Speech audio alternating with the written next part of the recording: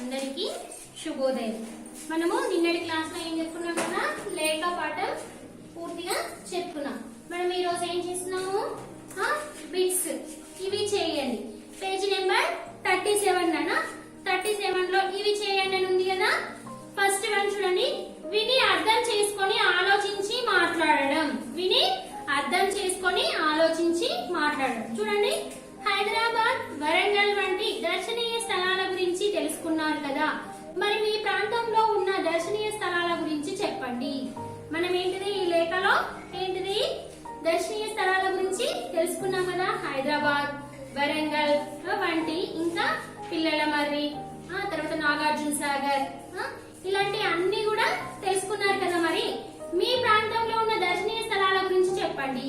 మరి మీ ప్రాంతంలో ఉన్నటువంటి దర్శనీయ స్థలాల గురించి చెప్పండి. మనకు దగ్గరలో ఉన్నటువంటి భద్రాచలం, వేములవాడ, ఇలాంటి అన్నిటి గురించి మీకు తెలిసే ఉంటది కదా. నెక్స్ట్ వన్, ధారాళంగా చదవడం, అర్థం చేసుకొని ప్రతిస్పందించడం. ధారాళంగా చదవడం, అర్థం చేసుకొని ప్రతిస్పందించడం. క్రింది వాక్యాలు చదివి వాటికి సంబంధించిన స్థలాల పేర్లను పాఠంలో వెతికి రాయండి. మరి ఇది మీ పనే, రాయాలి. టెక్స్ట్ బుక్ లో రాయాలి, నోట్స్ లో అవసరం లేదు. ఇంత పెద్ద నిర్మాణం ఎట్లా కట్టారు అని ఆశ్చర్యం వేసింది. మనకు పాఠం చదివితే తెలుస్తుంది నాన్న. ఇదేంటిది మరి, ఇంత పెద్ద నిర్మాణం ఇంత పెద్దగా నిర్మించారని అనుకున్నాం కదా మనం పాఠంలో. మరి అదేంటిది, నాగార్జున సాగర్ ప్రాజెక్ట్. ఏంటిది, నాగార్జున సాగర్ ప్రాజెక్ట్ చాలా పెద్దది. మనం అక్కడికి వెళ్ళి చూడగానే మీరు ఏంటిది ఆశ్చర్యపోయారు కదా ఇందులో పాఠంలో, అదే అన్నట్టు నాగార్జున సాగర్. నెక్స్ట్ వన్, తొలి కంద పద్యాలు ఇక్కడ శిలలపై చెక్కబడి ఉన్నవి.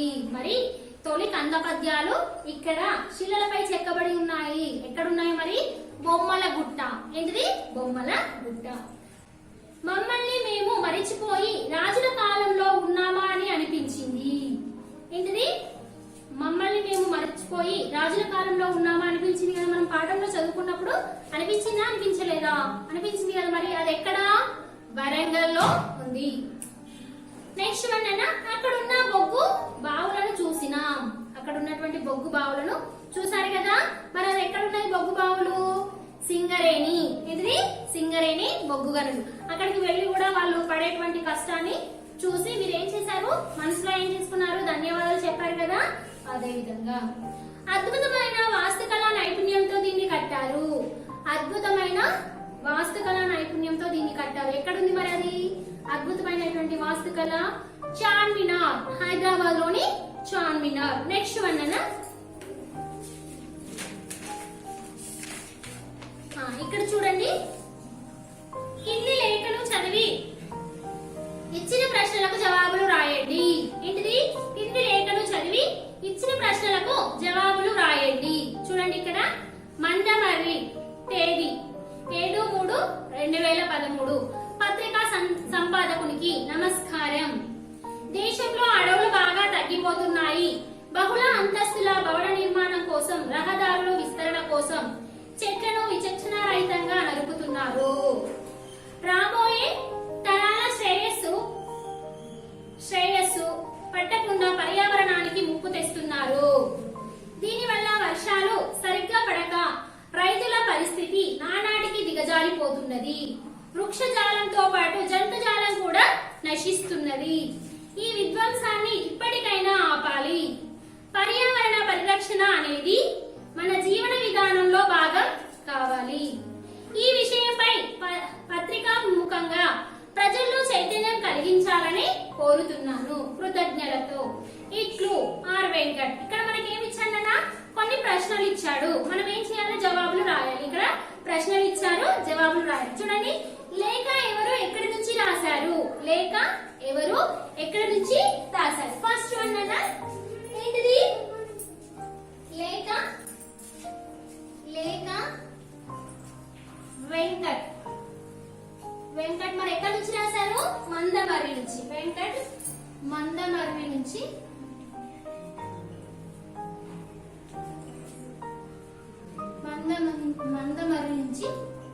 రాశాడు. నెక్స్ట్ వన్ అన్న, రైతుల పరిస్థితి దిగజారడానికి ముఖ్య కారణం ఏమిటి? మరి రైతుల పరిస్థితి దిగజారడానికి ముఖ్య కారణం ఏమిటి? వర్షాలు సరిగ్గా పడకపోవడం. ఏంటి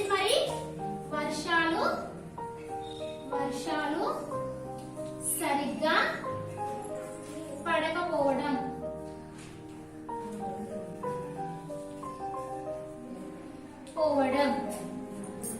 చెట్లను ఎందుకు నరికివేస్తున్నారు? చెట్లను మరి ఎందుకు నరికివేస్తున్నారు? మరి ఇక్కడ మనకి చదువుతూ తెలుస్తుంది కదా. బహుళ అంతస్తుల భవన నిర్మాణాల కోసం బహుళ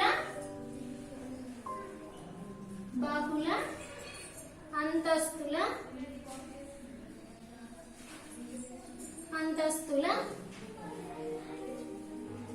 భవన నిర్మాణాల కోసం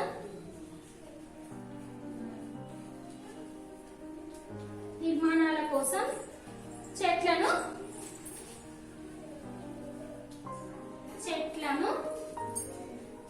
నరికివేస్తున్నారు.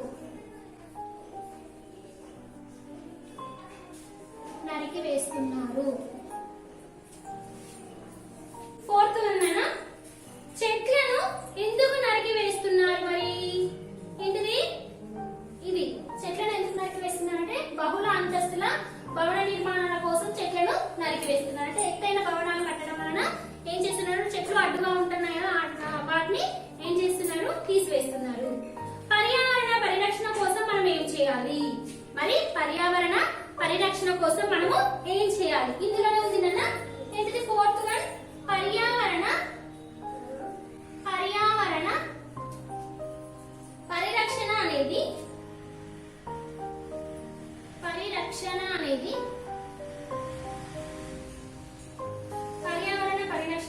మన జీవన విధానంలో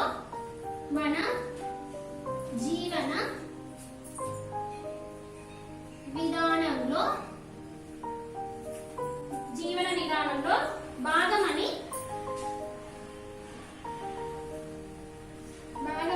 ప్రజల్లో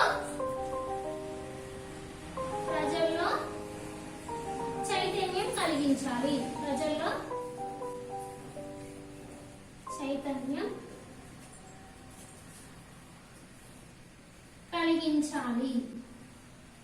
చూడండి నాన్న, ఇక్కడ పర్యావరణ పరిరక్షణ కోసం మనం ఏం చేయాలి? మరి మనం ఏం చేయాలి? పర్యావరణ పరిరక్షణ అనేది మన జీవన విధానంలో భాగమని ప్రజల్లో చైతన్యం కలిగించాలి. అంటే వాళ్ళకు చెట్లను నరకకూడదనే విషయాన్ని మనము అర్థమయ్యే విధంగా వాళ్ళకి చెప్పాలి నాన్న. నెక్స్ట్ వన్ స్వీయ రచన. ఇది వాట్సాప్ చేస్తాను నాన్న. నెక్స్ట్ వన్ సృజనాత్మకత ప్రశంస. చూడండి, మీరు చూసిన యాత్రా విశేషాలను గురించి మీ మిత్రునికి లేఖ రాయండి. ఇది మీరే చేయాలి నన్ను. ఏంటిది? ఇది మీరే ఓన్ గా సొంతంగా చేయాలి. పదజాల వినియోగం. ఏంటిది? పదజాల వినియోగం.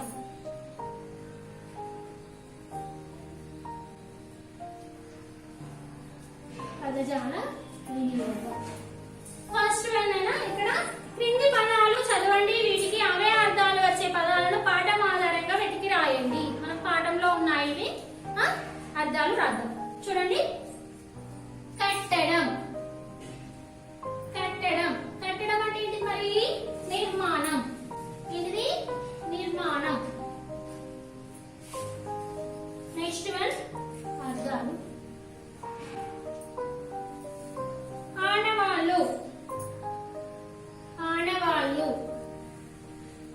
ఆనవాళ్ళు అంటే ఏంటిది? గుర్తులు. ఆనవాళ్ళు అంటే ఏంటి నాన్న? గుర్తులు. థర్డ్ వన్ ఆనందం అంటే ఏంటి? సంతోషం. ఏంటిది? సంతోషం. ఫోర్త్ వన్ గురుతు అంటే ఏంటిది? ఆనవాలు. ఫిఫ్త్ వన్ నేర్పు. ఏంటిది? నైపుణ్యం. నేర్పు అంటే ఏంటి? నైపుణ్యం. Sixth one రూపుమాపు.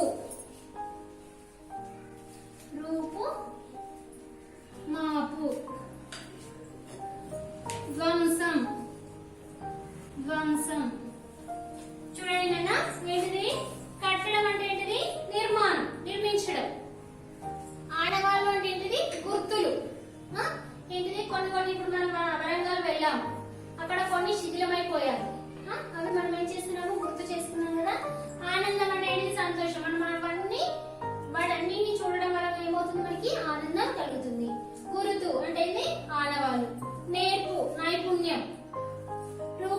అంటే ఏంటిది వంశం. నెక్స్ట్ వన్ సొంత వాక్యం.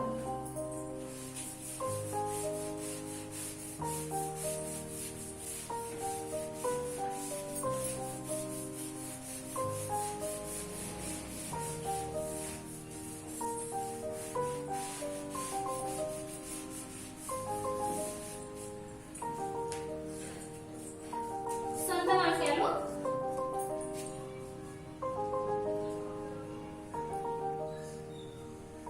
సొంత వాక్యాలు ఫస్ట్ వన్ అన్న అనుభూతి. అనుభూతి అనుభూతి ఉప్పొంగుతున్న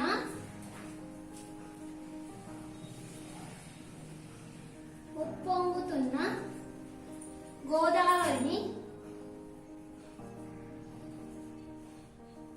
గోదావరిని చూసినప్పుడు చూసినప్పుడు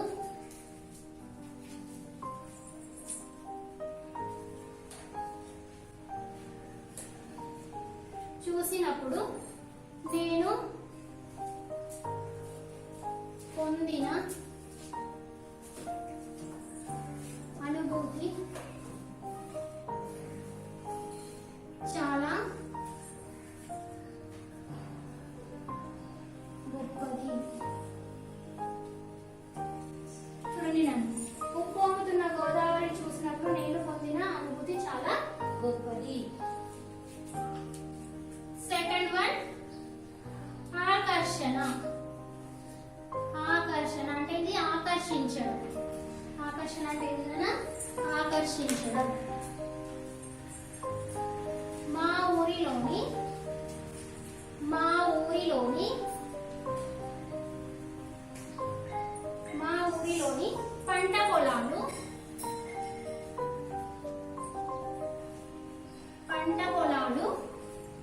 ఆకర్షణీయంగా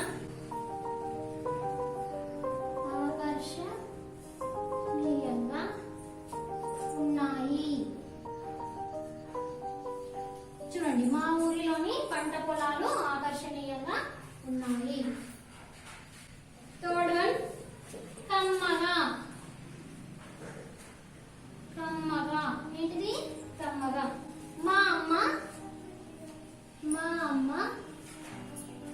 పిండి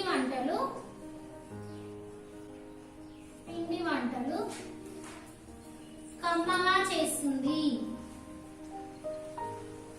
కమ్మగా చూడండి నాన్న మా అమ్మ పిండి వంటలు కమ్మగా చేస్తుంది. ఎవరైనా కానీ మీ అమ్మ వాళ్ళు ఏం చేస్తుంటారు చాలా రుచిగా చేస్తుంటారు కదా. చూడండి నెక్స్ట్ వన్ జ్ఞాపకం.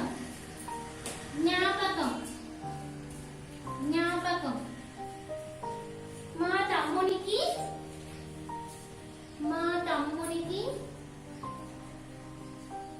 జ్ఞాపక శక్తి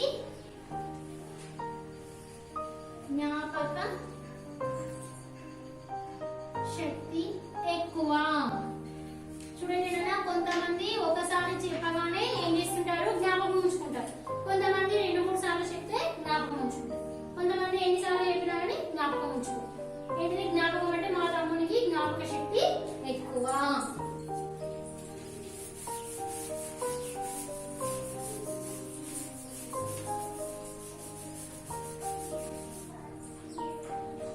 నెక్స్ట్ వన్ దర్శనం. ఫిఫ్త్ వన్ ఏంటన్నా దర్శనం. దర్శనం దైవ దర్శనానికి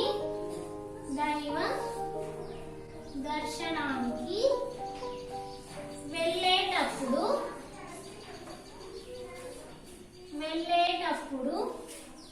ఖాళీ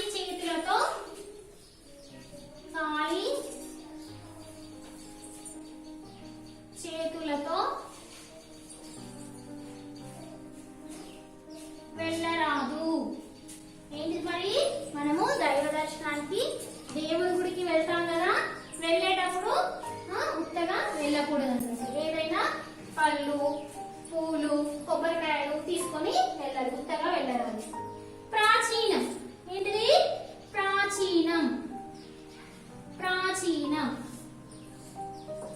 ప్రాచీన కాలంలో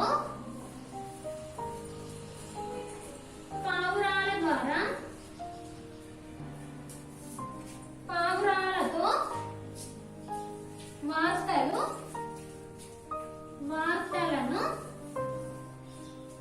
పంపేవారు. చూడండి, పూర్వకాలంలో ప్రాచీన కాలంలో పావురాలతో వార్తలను పంపేవారు. ఇప్పుడు మనకు చాలా సమాచారం తొందరగా అందుతుంది. అలాంటి సౌకర్యాలు మనకు ఇప్పుడు అందుబాటులో ఉన్నాయి. నెక్స్ట్ వన్ యాత్ర. ఏంటిది? యాత్ర. మా మామయ్య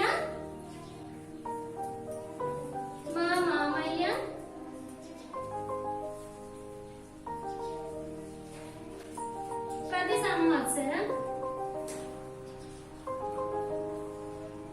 సంవత్సరం యాత్రకు వెళ్తుంటాడు. కొంతమంది ఇళ్లలో ఏం చేస్తుంటారు, సంవత్సరం కూడా వెళ్తూ ఉంటారు. నెక్స్ట్ వన్ మహనీయుడు.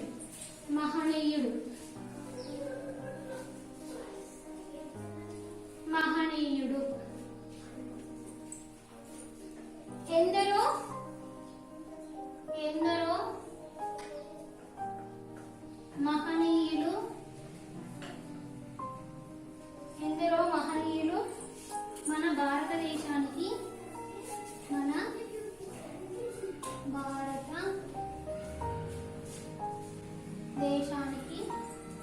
కీర్తిని ప్రపంచవ్యాప్తంగా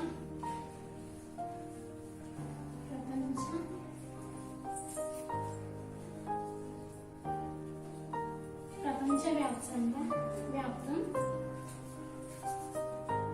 చేశారు. చూడండి నాన్న, ఇది మహనీయుడు. ఎందరో మహనీయులు మన భారతదేశానికి కీర్తిని ప్రపంచవ్యాప్తం చేశారు. చాలా మంది కూడా ఏంటిది ప్రపంచవ్యాప్తము చేశారు. నెక్స్ట్ వన్ నాన్న,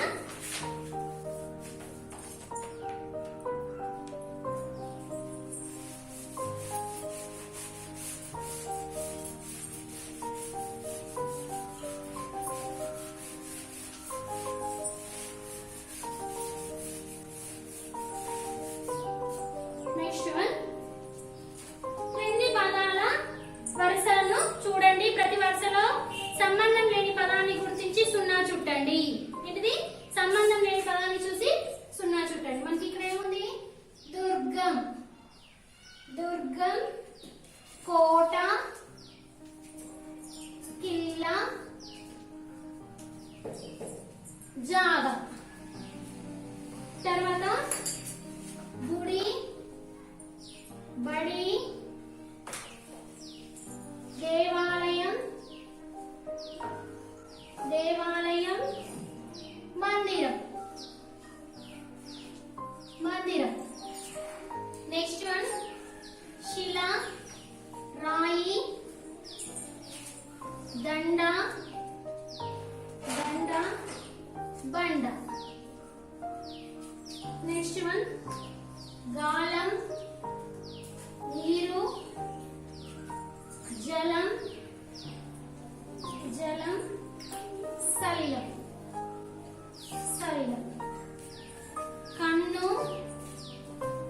కన్ను, నేత్రం,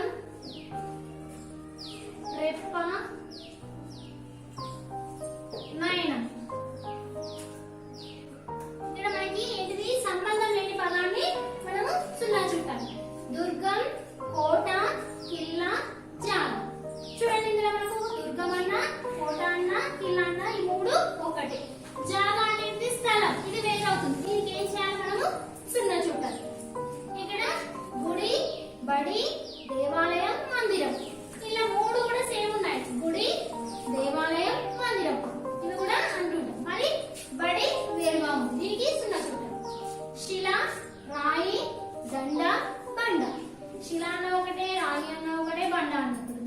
భాగం వేరు. గాలం నీరు, జలం, సలిలం. నీరు అన్నా ఒకటే, జలం అన్నా ఒకటే, సలిలం అన్నా ఒకటే. గాలం అంటే వేరు. ఇక్కడ కన్ను, నేత్రం, రెప్ప, నయనం. కన్ను అన్నా ఒకటే, నేత్రం అన్నా ఒకటే, నయనం అన్నా రెప్ప అంటే వేరు. దీనికి 0 చుట్టాలి. నెక్స్ట్ వన్ అన్న, మీకు తెలిసిన స్త్రీలింగ, పుల్లింగ, నపుంసకలింగ పదాలను రాయండి. మనం ఇంతకు ముందు క్లాస్ లో చెప్పుకున్నాం. మనం ఏం చేసాము చెప్పుకున్నాం కదా. మరి ఇప్పుడు మనం ఏం చేయాలి, వాటి పేర్లు రాయాలి.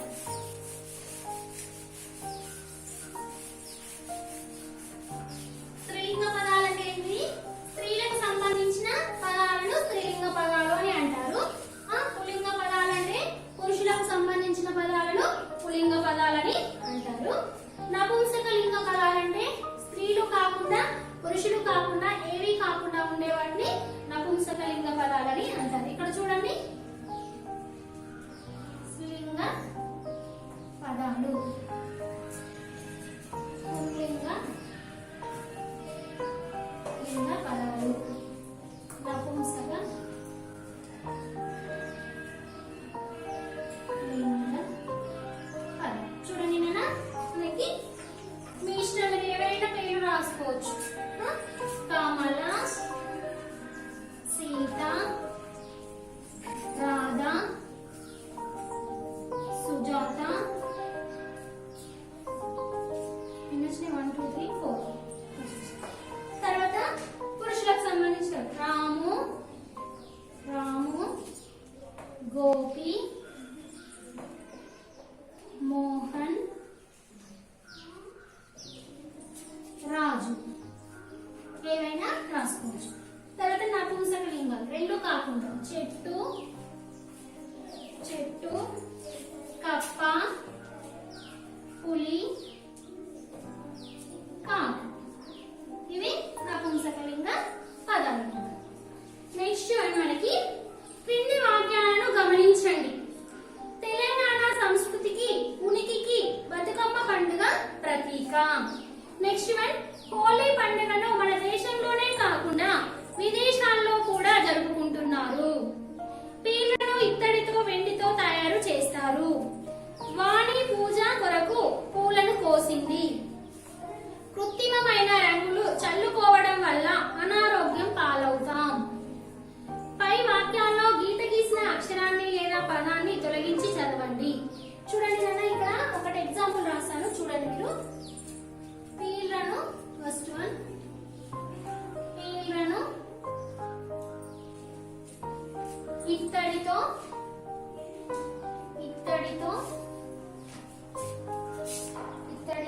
తయారు చేస్తారు. ఇక్కడ మనకి ఏంటిది? నో. ఇక్కడ తో, వెండితో, ఇక్కడ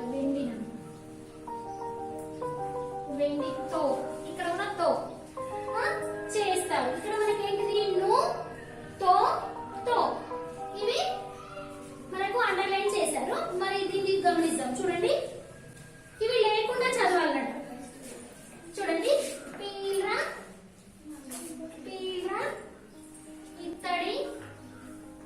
ఇత్తడి, వెండి తయారు చేస్తాము.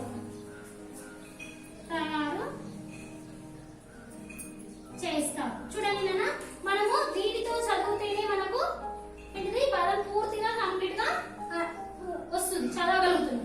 కానీ ఇలా చదివితే చూడండి, పీలను ఇత్తడితో, వెండితో తయారు చేస్తారు. ఇది మనం కరెక్ట్ గా చదవగలుగుతుంది. పీల, ఇత్తడి, వెండి తయారు చేస్తారు. ఇందులో ఏమైనా అర్థం ఉందా? పీల, ఇత్తడి, వెండి తయారు చేస్తారు. అర్థం ఉందా? అర్థం లేదు. ఇందులో చూడండి, పీలను ఇత్తడితో, వెండితో తయారు చేస్తారు.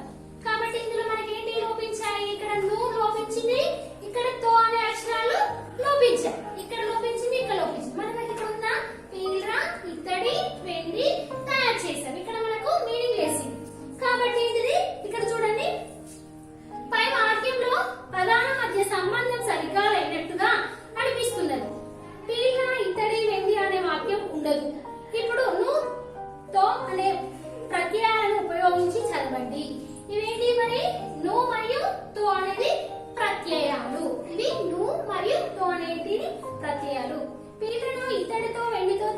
చేస్తారు.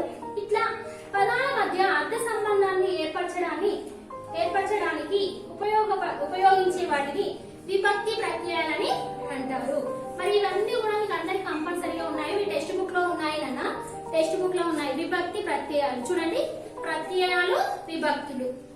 డు మూవులు ప్రథమ విభక్తి, నిన్నుండ్లన్ గూర్చి గురించి ద్వితీయ విభక్తి, చేతన్ చెన్ తోడంతోన్ తృతీయ విభక్తి, కొరకుంకై కోసం చతుర్థి విభక్తి, వలనన్ కంటెన్ పట్టి పంచమి విభక్తి, కింకున్ యొక్క లోన్ లోపలన్ షష్ఠి విభక్తి, అందున్నన్ సప్తమి విభక్తి, ఓ ఓరి ఓయి ఓసి సంబోధన ప్రథమ విభక్తి.